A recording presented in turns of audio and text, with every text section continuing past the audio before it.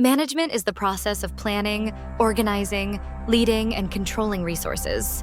These resources include human, financial, material, and technological assets.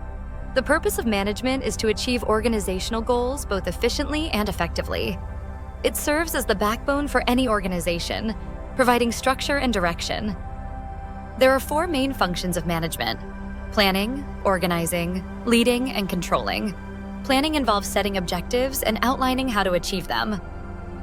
Organizing is about arranging resources and tasks for maximum productivity. Leading means guiding and motivating people to work towards shared goals. Controlling is monitoring progress and making adjustments to stay on track. Management is essential because it helps organizations make informed decisions, coordinate complex tasks, and guide teams toward success.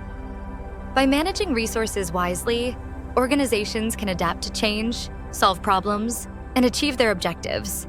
Effective management is what transforms goals into results and visions into reality.